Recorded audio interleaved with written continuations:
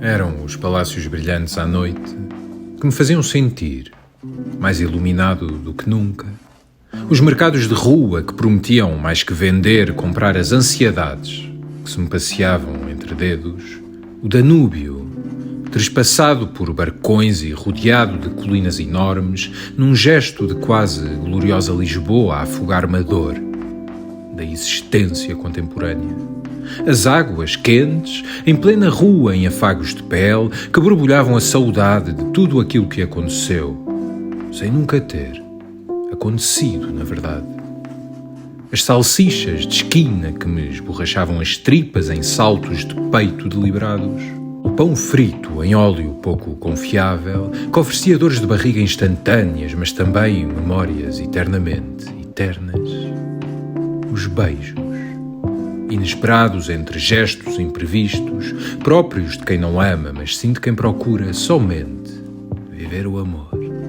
Os carrinhos de ferro, pedalados com a força selvagem de corações sempre abertos, as sombras que escondiam a vida longe e o sol que mesmo à chuva gritava: vive.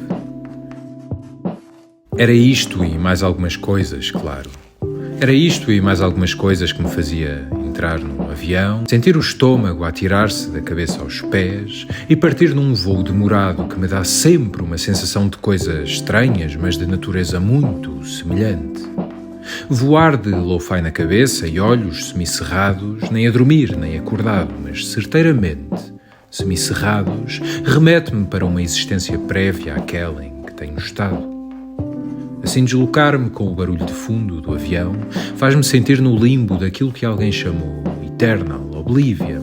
Não é tanto o esquecimento como os nossos tradutores apontaram, é mais a serenidade de nada saber quanto ao tudo que se passou entre o momento em que, num dia normal, adormecemos e depois, desnorteados, de queixos babados e pestanas agarradas, acordamos de um sono revigorante, ininterrupto. Era isso. Era a serenidade, nunca o esquecimento que chego até a odiar. Era essa paz terrível que no avião, ainda que com passageiros chatos não raras vezes, eu conseguia sem esforço encontrar. O sentido de pertença ao sítio de onde parti, de fronte com a vontade em chegar ao sítio do qual podia perfeitamente pertencer.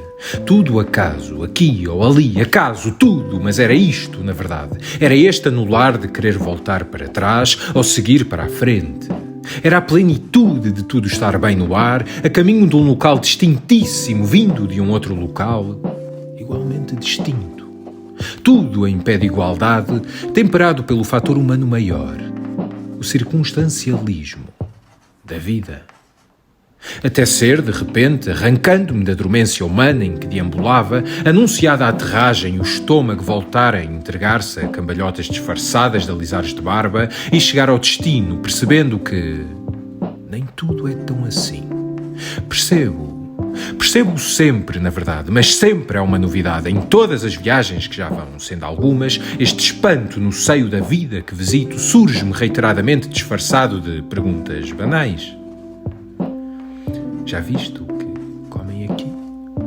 E eu confesso, nem ouvi a pergunta, porque dava por mim, de imediato, emploeirado na tal mesa de almoço, de olhos postos nas cervejas de 2 litros, que anunciavam pratos enormes com massas diferentes daquelas que se comiam no meu país, por estarem estas daqui, do local chegado, esventradas por molhos avermelhados, que me faziam lembrar os pimentos que o meu pai há décadas empurrava discretamente, sem cruzar vistas ou gestos, para o prato do meu irmão, a troco da mesma coisa simples e honesta com que eu, igualmente, passados tantos anos, olhava aquele ritual alimentar presente. Um sorriso. Já viste o que comem aqui?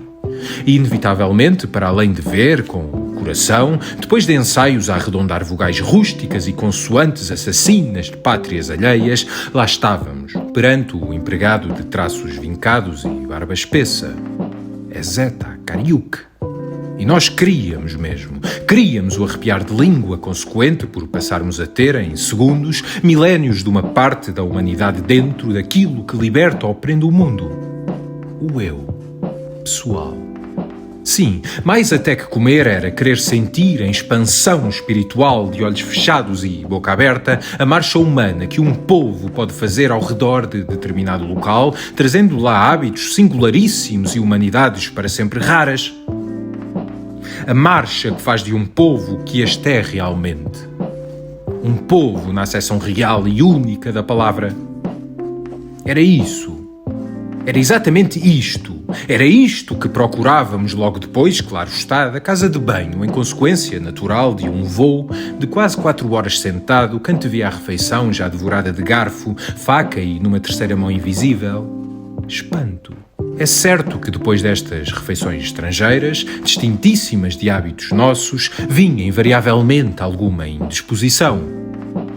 Uma indisposição que oferecia à consciência um sussurro da minha mãe que nos dizia: se muito como o burro, mais burro é quem lhe dá. Velhinha sacana da boca afiada, se soubesses a que sabe a vida, empanturravas-te connosco, repletos de braços, pés, cabeças e tudo mais que faz conhecer a humanidade pela boca. Sabes, pessoa minha, quando viajamos também pensamos em ti. Damos por nós, em caminhadas de pés gastos, a notar a relação estrangeira de mães com filhos e essa, pessoa minha, tem poucas variantes declaradas.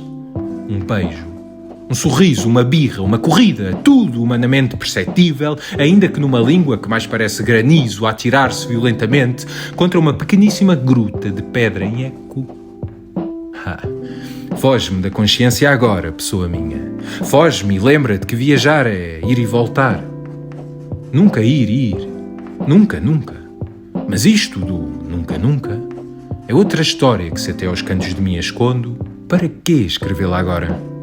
Nunca, minha velhinha sacana da boca afiada, sabe-lo tu apenas. Nunca, em segredo de peito com uma pessoa fardada que depois do tal almoço nos disse em húngaro: vocês vão ser multados. E mesmo olhando o nosso sorriso, não só não perdoou a multa com glória de bastão infinito ao alto, como ainda duplicou o preço para 24.000 florins, uma tarde estragada e um jantar de meia sandes sem bebida. Se fez moça, pessoa minha? É possível que sim, mas viajar é isto também.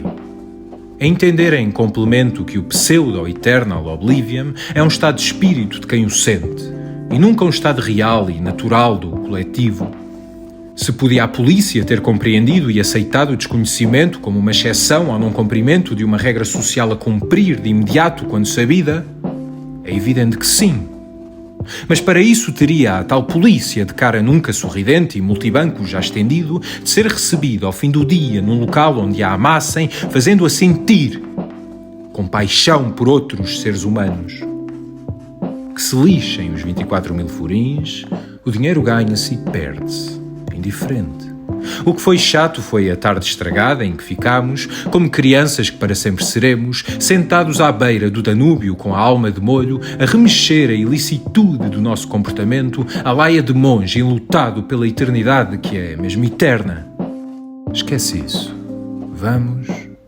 E lá íamos, já ao fim de tarde, com o sol a querer sentar-se nas colinas, talvez curioso, ele também, com os visitantes como nós e com a lua, a dançar entre estátuas que insistiam em surgir-nos sempre no momento aparentemente certo.